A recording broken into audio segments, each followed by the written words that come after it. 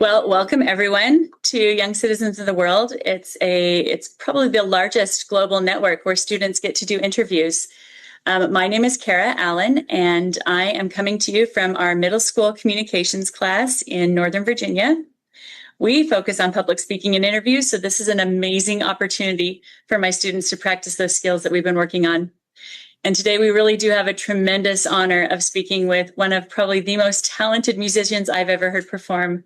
I've been privileged enough to hear you play several times, and each time I was sat in awe just listening to you play. So welcome to Jenny Oakes Baker.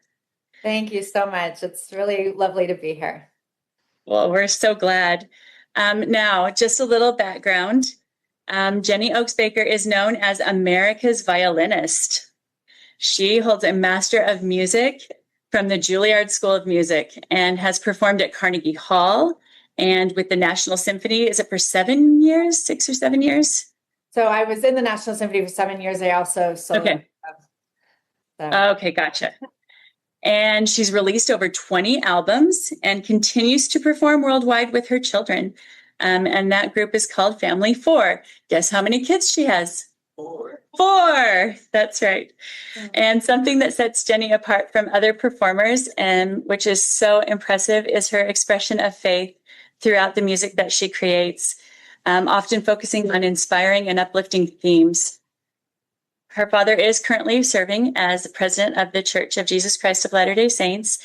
And Jenny, we are so, so grateful for the time that you have taken to meet with us today. So our first question is coming from Caroline. This is so fun. I'm so excited to talk to these students. And we lived in Northern Virginia, so you did? We did for 16 years. So. Oh my goodness. Well, look at that. Hi, my name is Caroline. You built an extraordinary international career as a Grammy-nominated violinist, performing in major venues and releasing Billboard charting albums. What were the defining moments that shaped your journey from young musician to where you are today?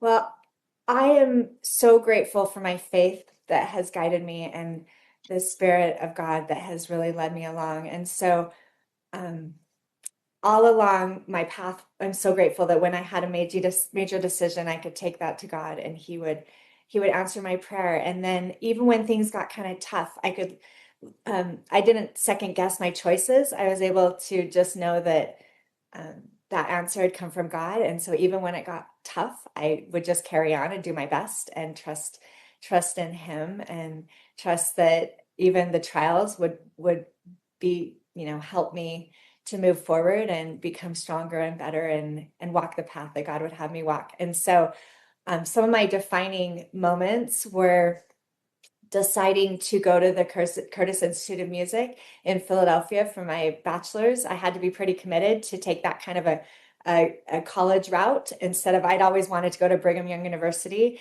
which my father was president of when I was born. And I always wanted to go to BYU. I knew it was be a really fun, exciting, it's a great school. I would have a really great college experience. But then I got into the Curtis Institute of Music. So I had to know that that's actually, I wanted to go into music in order to make that kind of commitment with my life. So I felt like that was where I was supposed to go. And then getting into Juilliard, I felt like that was definitely that was my path I needed to go down. When I found a violin that was pretty expensive and really good, I had to then make a financial commitment that, yes, I'm going to be a musician. Now that I'm locking myself into quite a bit of debt in order to buy this violin. So I had to make sure that that's really was the path that God wanted me to walk. Then I happily met my husband when I was in New York. So that's an important decision, whether I marry my husband. So I felt guided in that. And then he got a job in Washington, D.C. And so we moved to Washington, D.C. I was able to audition and get into the National Symphony Orchestra. It performs at the Kennedy Center as well. Right now, it's I don't know where it will perform, but it normally performs at the Kennedy Center. And so anyway, so I was in the National Symphony. I started having children. And then when I had my fourth child, I felt like God didn't want me to continue to be in the symphony anymore. He wanted me to be home with our 4 little children because I had 4 children in 5 years. And I loved being a mom. I also loved the National Symphony. It was such a great job. I loved it so much. I performed under Leonard Slatkin, was our music director, and I love the people. I love the Kennedy Center. I love the music. I just loved everything about it. But I love my children even more. And I felt like God wanted me to lead the symphony. And it was a really hard choice because I loved it. And I felt like if I left the symphony, I might not have any other musical things to fall back on. I'd started recording albums at this time, but I really hadn't pursued any kind of a solo career. And so I really just had my family and the symphony, and which is a lot. but I felt like that's what God wanted me to do. And even though I had no other concerts to fall back on. So I resigned from the symphony about 2 or 3 days before Matthew was due to be born, our fourth child. And then the next day, conductors started calling me to come perform with them, which was amazing because Heavenly Father had just kind of was testing my faith to see if I would follow the things that he had inspired me to do. And I did. And then I started having opportunities to perform as a soloist. And then I also, because I was home with our 4 children, I had time to help them develop their musical talents. And then we started performing together a little bit, and then it kind of turned into performing quite a bit and a lot and almost all the time with my children. But now it's a new phase of life where I have 3 of my kids are married. My 3 girls are married and, off on their own lives. And my son is on a mission for the Church of Jesus Christ of Latter-day Saints in Chile. So he's gone for 2 years. So sometimes I'm not able to perform. Most of the time I'm not able to perform I'm never able to perform the next 2 years with all 4 children. And then Lara, our oldest, she's due with her second baby in 2 or 3 weeks. And so she's busy with her babies. And my 2 girls attend music schools in Glasgow, Scotland. And so I'm now recreating kind of what I do with my performances, and I perform with my children as many as I can whenever I can, and then I continue to perform with orchestras. And anyway, I've kind of forgotten the question, but that I gave you a good overview of my life, and I'm just grateful that we can turn to God and he can direct our paths, and it always works out for the best when we do so. That's fantastic. Thank you. Thank you. All right, now we have a question from Aria. That's a great musical name. I know. Hello, my name is Aria. Hi, Your Aria. repertoire beautifully blends classical excellence with deeply uplifting and sacred themes. How do you choose music that is both technically demanding and spiritually meaningful for audiences? Well, I've ceased to really worry about technically demanding.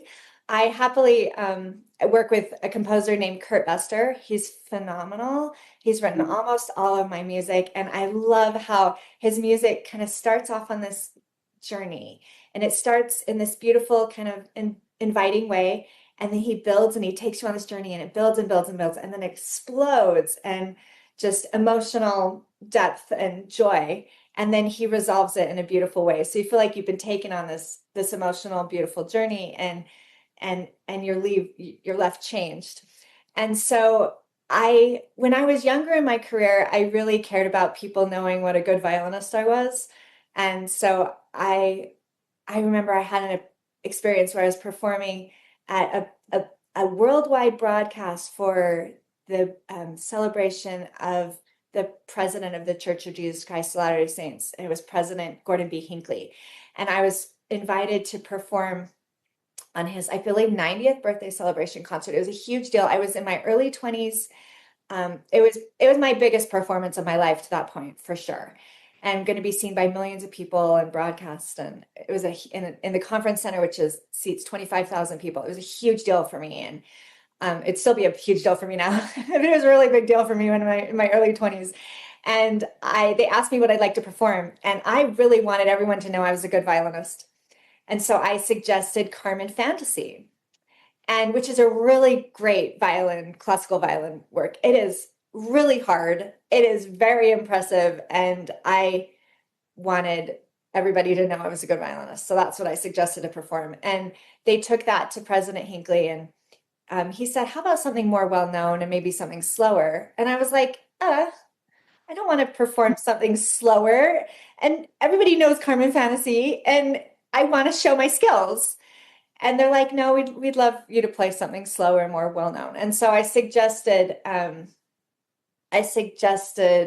Believe Me If All Those Endearing Young Charms, which is this lovely Irish, I've actually made a music video of it in Ireland. It's lovely, but it's a sweet, beautiful, it's a Kurt Buster arrangement that takes you on one of these journeys. And they said, and I said, and what about Hoedown from Rodeo, which is faster and will show my skills. So I'll do both.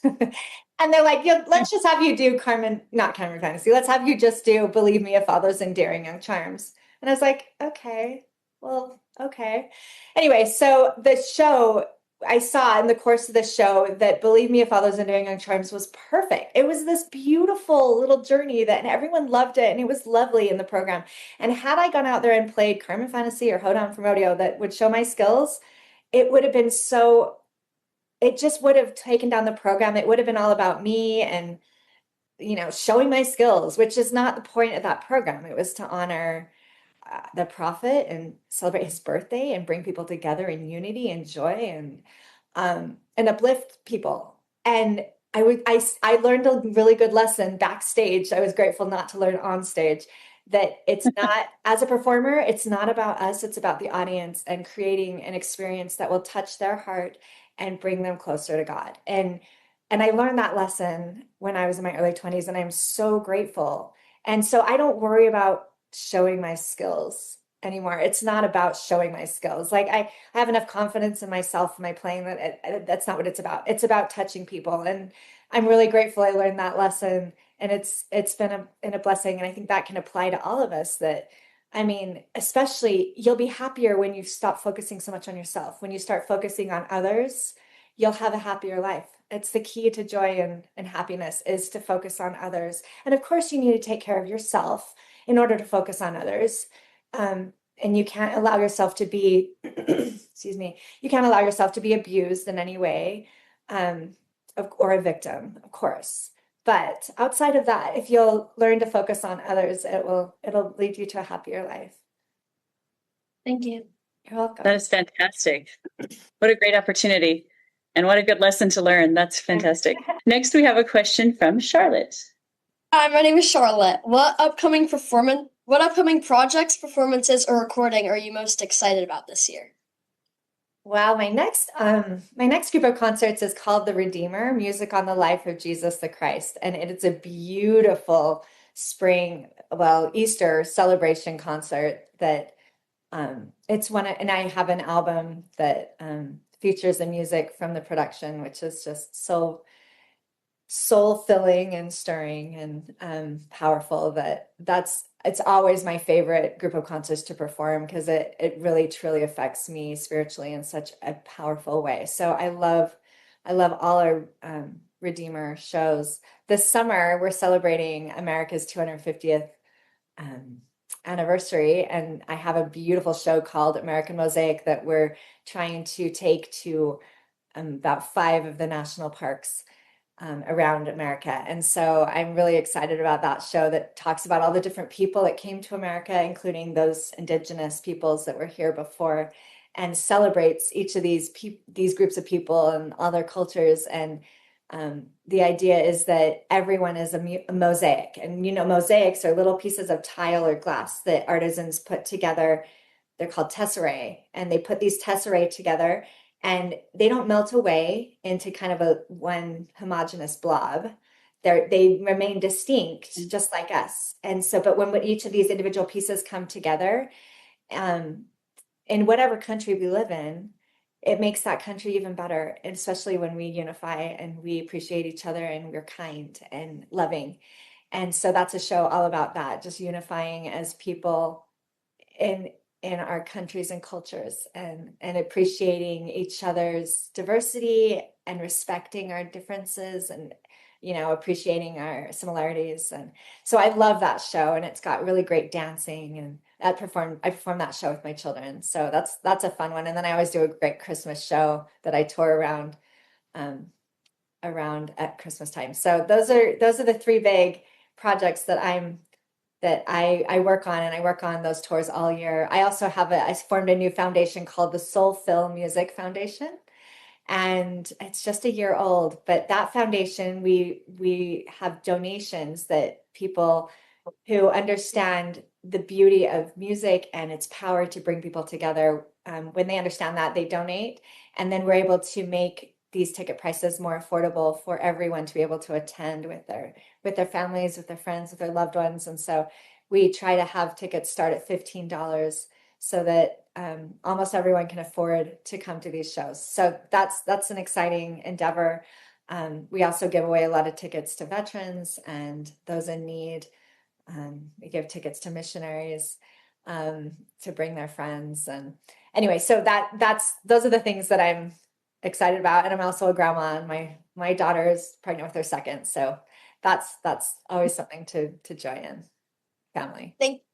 Thank you. Those sound fantastic. Now we have a question from Ashton. Hello, my name is Ashton. For students striving for excellence, whether in music, academics, or athletics, what does disciplined practice truly look like behind the scenes, and how do you stay motivated over the long term? That's a good question. So I was raised by my parents, and they were really hard workers, and they taught us work first, play later.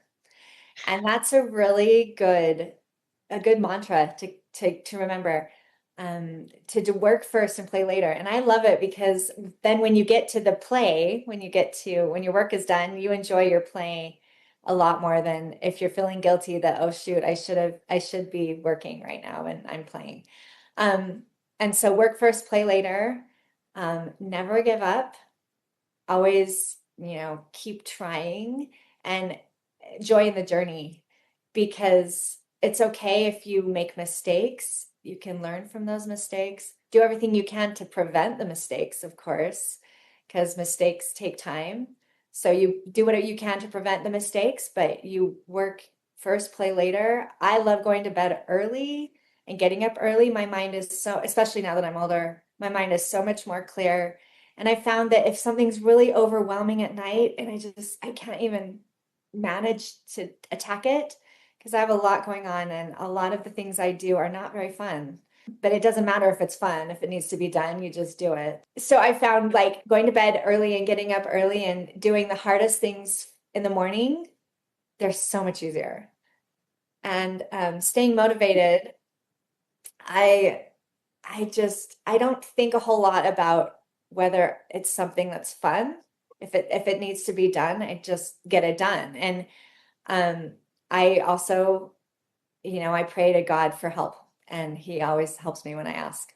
So those are the ways I've been able to work really hard and stay motivated. I also am really careful with what I take into my body, so I don't drink or smoke or do drugs, or I try to limit unhealthy foods, and I try to fuel my body with healthy things. And I always try to exercise every day but Sunday. And so that keeps my body healthy and gives me more energy to keep working. And I pray for help. So those are the ways that I've been able to work really hard and stay motivated. Those are great. Thank you. Great suggestions. All right. We now have a question from Daphne. Hi, my name is Daphne. Your father serves as president of the Church of Jesus Christ of Latter-day Saints. How has growing up in that environment shaped your character, your faith, and your sense of purpose as an artist? Wow, that's a great question. So I am so grateful for the kind of person that my father is, that has blessed my life. So the aspects of his personality and who he is include, he has great integrity. His integrity, I think, is one of his superpowers. He just always does what is right. And he not only does what is right for the moment, he has the ability to see into the future, as far as if this happens, or if I do this or make this choice, then this will happen down the road. And in our church, we believe that the prophets are seers and revelators, so they can kind of see around corners and they can just know what will happen in the future. And he definitely has that spiritual gift. And that's a huge blessing. That's been a huge blessing to be guided by a man that does always, acts with integrity, which means being so super honest and everything. So integrity and being able to see where it will lead. He's given a really good talk called Good, Better, Best, which is on prioritizing. And if you guys want to look up that talk, it will bless your life. It is such a good talk, and it's very entertaining as far as like it's interesting. I mean, it's hard to be entertaining in this world. You have to have like fireworks every 5 seconds, but it's very meaningful and impactful and interesting. And so good, better, best. So he's a man that knows how to prioritize and has taught me, what to do, try to, of course, none of us are perfect, to try to do what is most important at all times and to prioritize everything, and just because something is good doesn't mean it's the best thing to do. There's so many good things we can do. Of course, there's some bad things and you avoid those no matter what. But there are also just so many good things that you could get really busy and spend your life doing, but are they the very best things? And so doing the very best things, because we have a limited time every day, and we need to prioritize. So I'm grateful for that. I'm grateful he's completely trustworthy. I can rely on him and believe in him, and it's taught me to believe in people and have faith in people, and I think that's a great gift. He is a man of love. He was raised as a lawyer, and he did schooling. He was a judge, not raised as a lawyer. He became a lawyer and then was a judge, but he's not judgmental of others. Which is pretty amazing. So you're always safe in his presence, and he never says bad things about other people, which is really admirable. And I need to work on that a lot. And so he's just such a good man that all of those things have really blessed my life. And I'm really grateful for them. And I'm grateful that he's the leader of the Church of Jesus Christ of Latter-day Saints as its prophet and president, because he's can be trusted. And he doesn't have an agenda. I know that he just does what God wants him to do. So I'm grateful for that. Thank you. Thank you. That's fantastic. What a great father and a great father figure and a great leader. All right, we have one last student question, and that is from Evelette. Hello, my name is Evelette. Hello. For young people who may not be familiar with the LDS faith, how would you briefly explain what a testimony is? Wow, good question. You guys have such great questions. A testimony is something that that you just know, and might not be able to explain it, but you just know. Just like I know that when I go to bed tonight and I wake up in the morning, barring anything crazy in the world, I know that the sun will come up, and I know that the sun will come up in the morning. I personally can't explain why that happens. I'm sure some scientists could, but I guess the world revolves and there's a sun and things move, and I didn't pay very much attention to my science classes, but I just know certain things spiritually, and we believe that we have a body and then we have a spirit, and they're separate, but our spirit resides within our bodies on this earth. And so there's just some things that we just know spiritually, and that helps build our testimony. Testimony is built on faith. You can't necessarily explain it. You can't necessarily prove it, although you can kind of prove it by the way you behave and act and what you say. And so testimony, if I were to bear my testimony of Jesus Christ, for instance, I would say something like, I know that Jesus Christ lives and that he is our savior, and he died for each of us so we could return to live with God again. And that would be a testimony. So in our church, a testimony is very important because it guides your every action and helps you walk the path that God would have you walk. And when you have like a strong faith and a strong testimony, it really can bless your life and give you a lot of peace and direction and hope. So that's a good question. And if you feel comfortable, would you share or bear your testimony of your faith in Jesus Christ with us? Sure. I kind of did that, but I'll do that again. I'm always happy to share my testimony of Jesus Christ. I am so grateful for all that Jesus Christ has enabled me to do in my life. I know that I could do nothing without his help, and he's helped me to do so many good things in my life, and I'm so grateful, and I'm so grateful for the direction he's given me to walk a path that has led to amazing, beautiful experiences where I've been able to meet wonderful people and hopefully serve them and bring them closer to Jesus Christ. And I'm just so grateful. And sometimes people say that members of the Church of Jesus Christ, the Latter-day Saints, are not Christians, which doesn't make any sense because Jesus Christ's name is in our church. It's in the title of our church. It's the Church of Jesus Christ of these latter days.